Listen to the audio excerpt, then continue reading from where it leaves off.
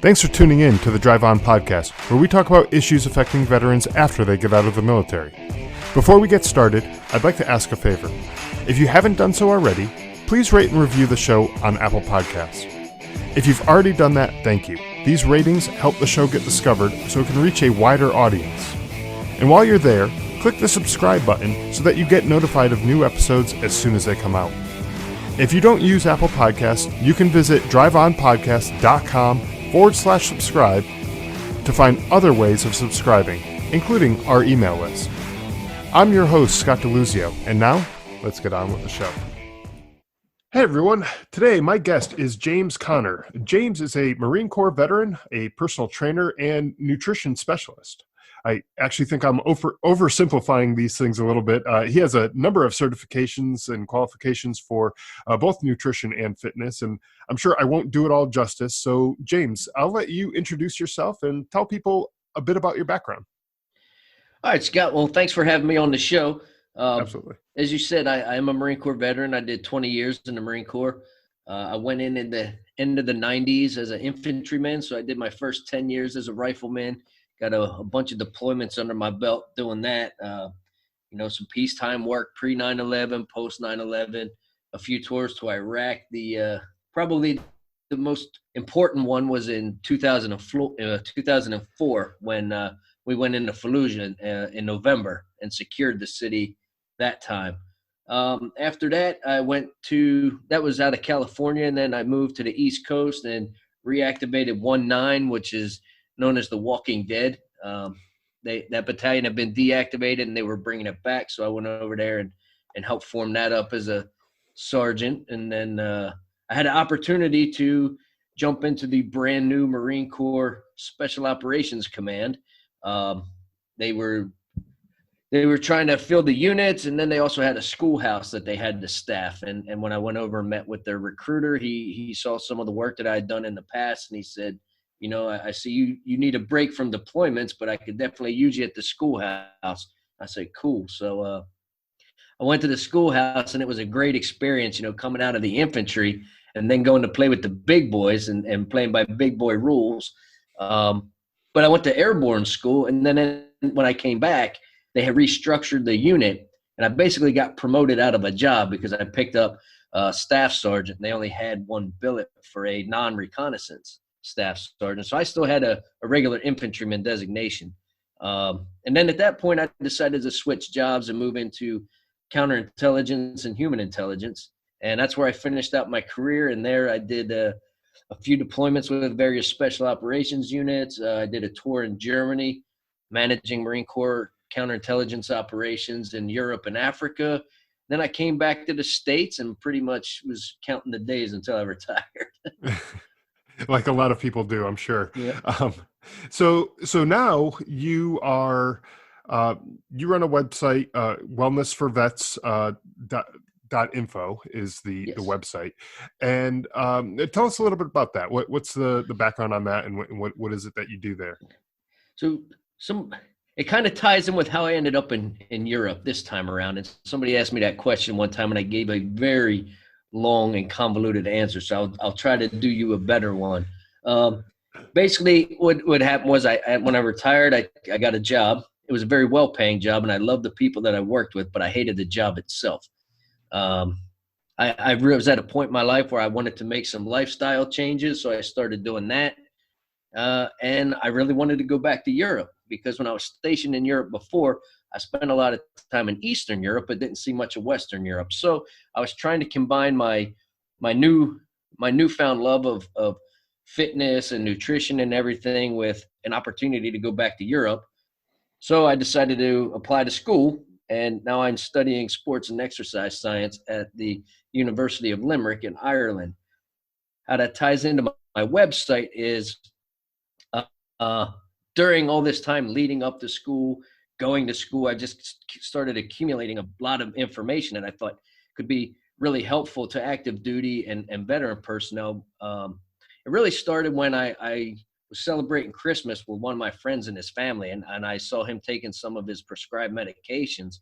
And I was just like, man, there's got to be a better way to deal with the stuff that a lot of veterans are dealing with. And then when I was making my own lifestyle changes, I started learning a lot about, nutrition and exercise and all the different effects it has on the body. And I said, man, actually somebody else had taught me, they said, you're so good at synthesizing information and explaining it to people. You should start a blog. And then the blog turned into a website, and then the website turned into a podcast. And so that's how all that got started.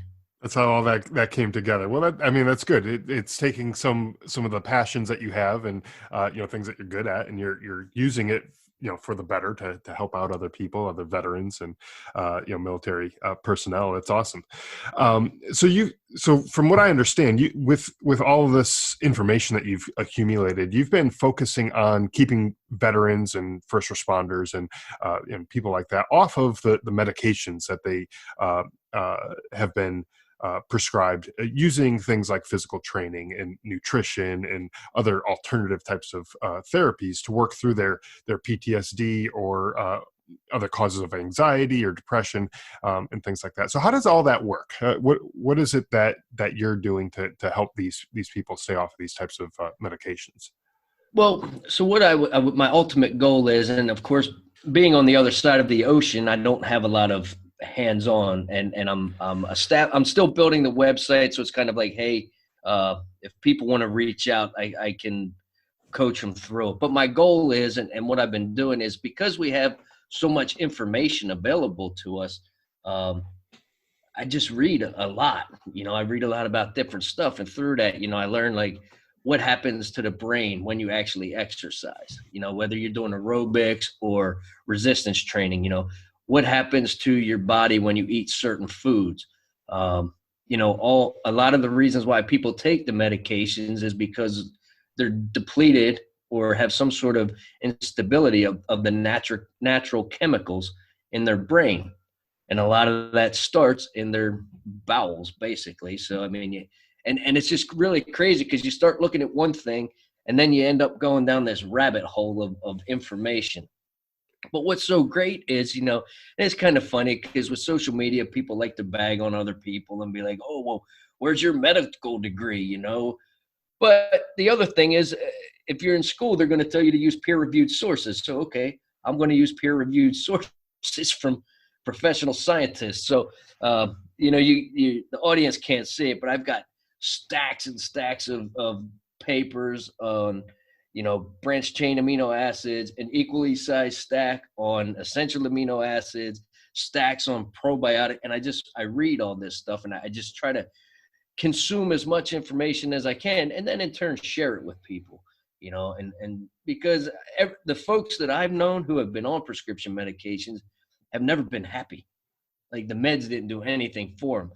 And I don't necessarily fault the system. I think there's people that are sincerely trying to help, but there's a lot of other ways to do things that people either don't want to accept or they don't know about, and I just try to share that with them. And if it's something they want to explore, I'll try to work with them through it. Exactly. Yeah. And I think there's probably a time and a place for certain medications and certain circumstances for certain people. But what you're saying is that it sort of seems like that old song that we used to sing as kids, like the head bone is connected to the neck bone and the neck bone's connected to the shoulder bone. I'll spare you the terrible singing or whatever. But the point is that all of the stuff is sort of connected together in some way. And it seems like what you're doing is figuring out how one thing affects another, and since they're all connected, how they affect each other in one way or another in the big picture. Is that kind of accurate? Yeah, exactly. And when I started out, I didn't want my website or the eventual podcast, I didn't want it to just be another health and fitness thing. Or I see a lot of veteran pages on Instagram or whatever, and a lot of meatheads, and that's cool. If guys want to get out and bodybuild, hey, I got nothing. A friend of mine's about to enter his first competition in a couple weeks. But what I really wanted to do is use exercise and nutrition as the foundation of wellness. And I'm starting to explore a little bit with some technologies. There's some things that have been around for a little bit. I just either didn't know about it or I didn't have the money to play with it. Mm-hmm. But I spent a year in Romania after I left the U.S. And because the cost of living there was so cheap, I was able to play with a lot of stuff. So I mean, yeah, I did the leech therapy, and then there's other things like there's a couple tools that it's called there's one called Muse, which is a neurofeedback tool. I got one. I'm wearing one right now. That's an Apollo, which hits you with. It's got different programs that vibrate you and kind of regulate your nervous system. So there's all kind of gadgets out there that you can use. And then also there's other things that I want to explore, like the soft martial arts, meditation, various forms of massage.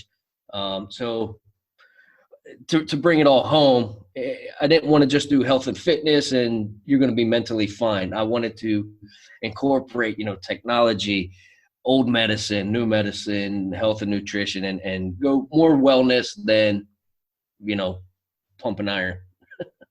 Yeah, absolutely. And it seems like it all makes sense. I know for me anyways, days that I exercise, I feel so much better. I have so much more energy than days that I'm not going to go for that run today, or I'm just going to stay in bed. I'm going to skip it or whatever. And, at the time it seems like a great idea because I'm tired and I don't want to get out of bed, or it's cold outside, or, whatever the case may be.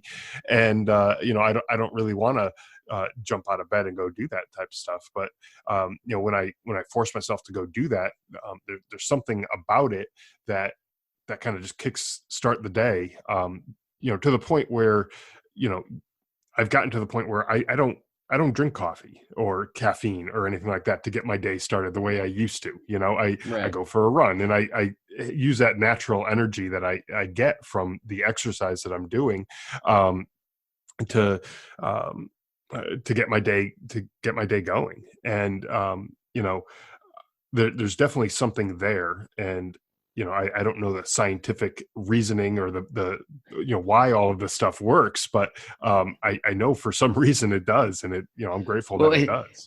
It's funny you say that because I could most certainly get into that. But another one of the things that I want to try to do is with the way that I work with people is I want to give them just enough of the science to keep them interested, but I don't want them to get lost in the science. I mean, it's like. Right. Even me going to school, by the time I've finished my degree, technically I'll be a scientist.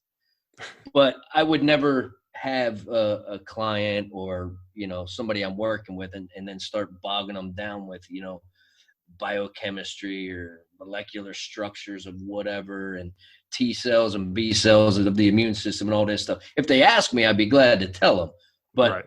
I need to know that information so I can employ it with them. And like you talk about, feeling great after exercise. When I was in Romania, I had a couple clients and they didn't necessarily, none of them had anxiety or depression or anything like that, at least not that I knew of. And they were just all females, and it was something for me to do to kill time, but they weren't big weightlifters. And just to see them change their mood when they started lifting weights, and I would push them to do things they hadn't done before, and you could just see it snap, and like this feeling, this sense of accomplishment. And you could tell when the brain was dumping all those feel-good chemicals because they had just, achieved the milestone. Not even getting to like neuromuscular signaling and all that, but just if we just look at the feel-good chemicals of the brain, it was exciting to watch somebody go through that. And what is it then that causes those feel-good chemicals? And is it something that people can reproduce on from one person to the next? Is that something that's easy to reproduce, or is that something that is a little bit different on a person by person basis? I can't necessarily say it's easy to reproduce, but what I have found thus far, a lot of the anxiety issues that people have may be because, especially in the veteran community and the first responders, is they're constantly stimulated, and they basically stimulate themselves out of homeostasis, just stability, because they're constantly operating in such a state of alertness. And even something as simple as driving down the road, you got to watch out for the car on your left. You got to watch the car on your right. When you pull up to a stop sign, what's going to happen? And we don't really think about these things, but it's our brain does. So by the end of the day, we're burnt out. And if you just do that all the time, all those neurotransmitters that are supposed to help you relax they may be depleted. Now, some people, it might be another issue. But like, if we're just going to look at something simple, it might be a neurotransmitter problem, in which case you can fix that, by being aware of what you eat, knowing what's going on in your gut. You might have some people might have a condition where they're not absorbing B vitamins, which are key for producing some of the neurotransmitters that are supposed to keep us from wigging out. Okay. But one thing I always say, though, is anxiety itself is not a bad thing, because if we didn't have anxiety, we wouldn't worry about our kids running out in the middle of the street. Sure. But it's the inability to control that and just let it get away from you. That's when the problems begin. Right. So what types of things do you suggest people do? And maybe there's not a one size fits all solution to this. Maybe it's a case by case situation here. But someone who might have some depression or anxiety that's out of control, not like the worrying about your kids running in the street. Right. Like that's a kind of good anxiety, like you described. But someone who's getting a little bit out of control with some of this stuff, what are some of the things that you suggest that they do? Is it just dive into the deep end and get started on this, or is there a gradual workup that you would suggest? So it's definitely case by case. If somebody was to work with a coach, mentor, therapist, and another thing is, I think it should definitely be a community effort. It's not just the personal trainer that's going to get this individual back to health. It's not just going to be the counselor either, because there's limited accountability once you leave the office. Mm-hmm. So it definitely needs to be a whole thing. So somebody would need to get to the root of the problem, figure out, okay, what's going on with you? Why do you feel this way? Preferably if somebody comes forward, then that they're aware and you can help them. But then you have to take things into consideration, like, are they on medications? Because you can't just stop medications cold turkey. Right. You can wean off of them. Maybe you find something else. But so there's that. But I mean, you kind of have to look at each individual and do a thorough assessment. Now, some things are pretty standard. I mean, a healthy diet is a healthy diet. But you might need to determine what's a healthy diet for that individual, if they have certain allergies. I mean, omega-3s, which we get, the best source of omega-3 fatty acids, which are needed for the brain. Salmon is always on the list of it. But if you got somebody who's allergic to seafood, you need to find an alternative. And then, sure. Do you need to supplement that? So the first thing is whoever it's going to be, you need to do a very thorough assessment, and then. All right. So let's talk about, someone might be out there. They know that their diet's not all that great, and they don't know where to start with exercise and things like that. What are some things that they could do, or what should they look for in someone who maybe is a trainer of some sort, whether it's for nutrition or exercise or things like that? What are some things that they can look for in someone who might be able to help them get on that right path? Okay. Yeah. So, I mean, despite all the certifications that I have, I'm probably opinion and say, somebody's certificate doesn't really track. So the first thing you got to do is you got to find somebody. I would look for a coach who actually trying to make a dollar, goals, other than doing a full assessment with all your health background. I mean, that'll show the professional and hold you accountable for not really putting in much effort. They're going to understand your food needs and kind of work with you through that. And like I said earlier, despite somebody asks those questions, the coach is actually able to answer them. You know what I mean? Mm-hmm. True. Yeah. So, well, that's good. To know basically you need to know that you have somebody in your corner who's looking out for you, and they're going to be able to answer the questions that you have, about your diet and nutrition. Is there anything else that that you wanted to let people know about? Kind of talk about the stuff that you do, and how you're working with trying to help out veterans and first responders.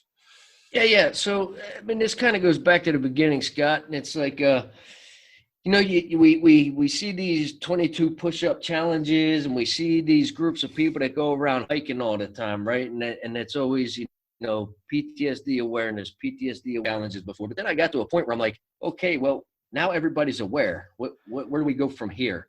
Sure. And that's kind of what pushed me in this direction, especially when I saw it with my friends, and I was like, what can I do to help these people?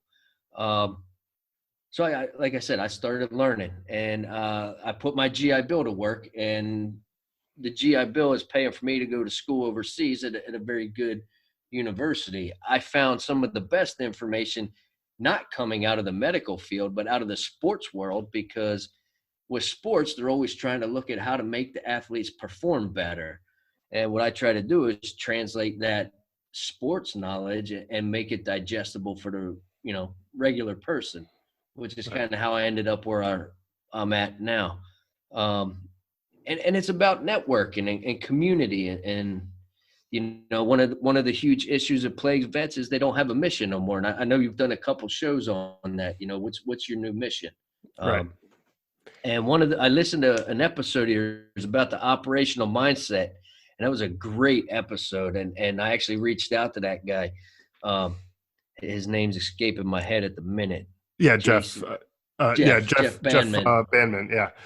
And I reached out to him, and we started talking on LinkedIn, and I think we're going to set up a Skype call to see how we can, put our heads together and make some stuff happen. So, it's things like that. I mean, you got to have people that want to help, and then you have people that want to be helped. Mm-hmm. Exactly. Yeah. So I think that's really great. I think it's great that you reach out to Jeff, and that you guys are perhaps going to work together. I'm glad that there was a connection able to be made there. But you're right. People need to want to be helped. They need to have that right mindset. And without that, I think it's kind of an uphill battle to some extent. And I just don't want them to get bogged down thinking, because I hear a lot of complaints about the VA. I mean, I feel like I've been pretty fortunate. I didn't have any problem with the VA when I retired, but some people have not had a good experience, and sure. Like, the VA is not giving me my meds, or I can't get into my appointment. And I would like to just be able to say, you know what? You don't really need that stuff.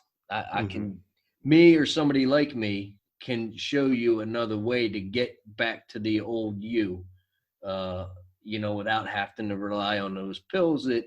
Because what happens is, over time, that you have to increase the dosages and stuff, or they just start. It's really what I would like to try to avoid, only because I've seen what it does to people.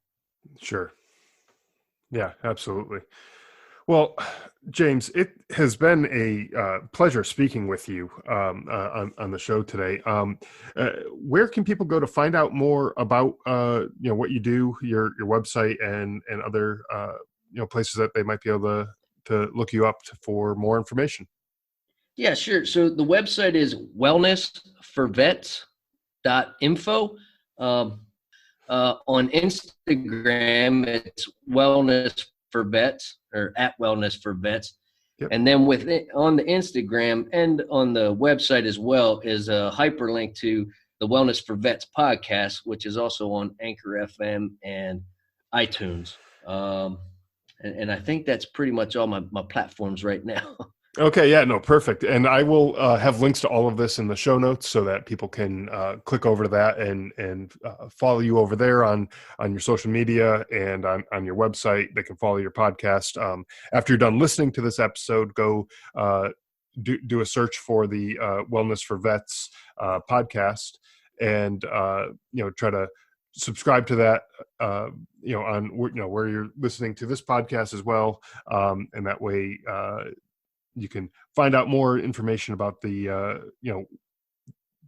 health and fitness and wellness information that James is putting out there through the podcast. So James, again, it's been awesome speaking with you. A lot of great information out there for veterans, PTSD, anxiety, a number of other issues. But I really wanted to thank you for joining me and sharing that information. Yeah, thanks, Scott. It's been fun, and I'm looking forward to following your shows more closely now on. I really enjoy them. Thank you very much. Appreciate it. All right, my man. Have a good one. All right, you too.